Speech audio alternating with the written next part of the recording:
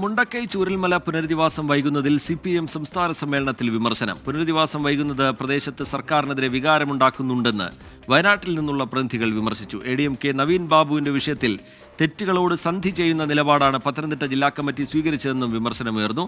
കാസർഗോഡ് ജില്ലയെ പാർട്ടി സംസ്ഥാന നേതൃത്വം തിരിഞ്ഞു നോക്കുന്നില്ല എന്ന് ജില്ലയിൽ നിന്നുള്ള പ്രതിനിധികൾ കുറ്റപ്പെടുത്തി. കൊല്ലത്തെ സമ്മേളന വേദിയിൽ നിന്ന് അരുൺരാജ് വിവരങ്ങളുമായി ചേരുന്നുണ്ട്.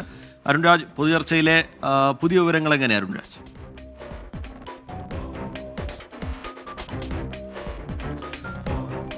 സംഘടനാ റിപ്പോർട്ടുമായി ബന്ധപ്പെട്ട ചർച്ചയിലാണ് വയനാട് പുനരധിവാസം അടക്കമുള്ള കാര്യങ്ങളിൽ സംസ്ഥാന നേതൃത്വത്തിനടക്കം കടുത്ത വിമർശനം നേരിടേണ്ടി വന്നത്. സംസ്ഥാന നേതൃത്വത്തിനും സംസ്ഥാന സർക്കാരിനും ഇക്കാര്യത്തിൽ കടുത്ത വീഴ്ചയുണ്ടായി എന്നുള്ളതാണ് വയനാട് ജില്ലാ കമ്മിറ്റി അംഗങ്ങൾ മുന്നോട്ട് വെക്കുന്ന പരാതികളിലൊന്ന്.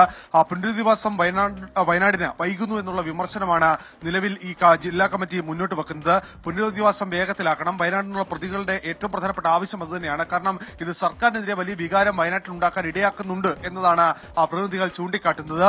മറ്റൊന്ന്, ഈ കാസർഗോഡ് നിന്നുള്ള ജില്ലാ പ്രതിനിധികൾ ഉന്നയിച്ച പ്രശ്നമാണ്.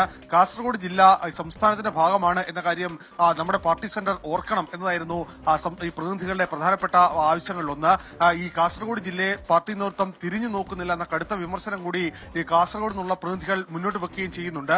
മറ്റൊന്ന്, നമ്മൾ നേരത്തെ കണ്ടതാണ്, ഈ നവീൻ ബാബുവിന്റെ വിഷയത്തിൽ കോട്ടയം, പത്തനംതിട്ട ജില്ലാ കമ്മിറ്റികൾ, കണ്ണൂർ ജില്ലാ കമ്മിറ്റിയും അതേപോലെ തന്നെ PP ദിവ്യയും കടന്നാക്രമിക്കുന്നത്.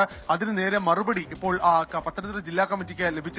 പത്തനംതിട്ട ജില്ലാ കമ്മിറ്റി ഈ വിഷയത്തിൽ സ്വീകരിച്ച നിലപാട് തെറ്റുകളോട് സന്ധി ചെയ്യുന്ന നിലപാടാണ്. അത് ഒരു തരത്തിലും അംഗീകരിക്കാൻ കഴിയില്ല.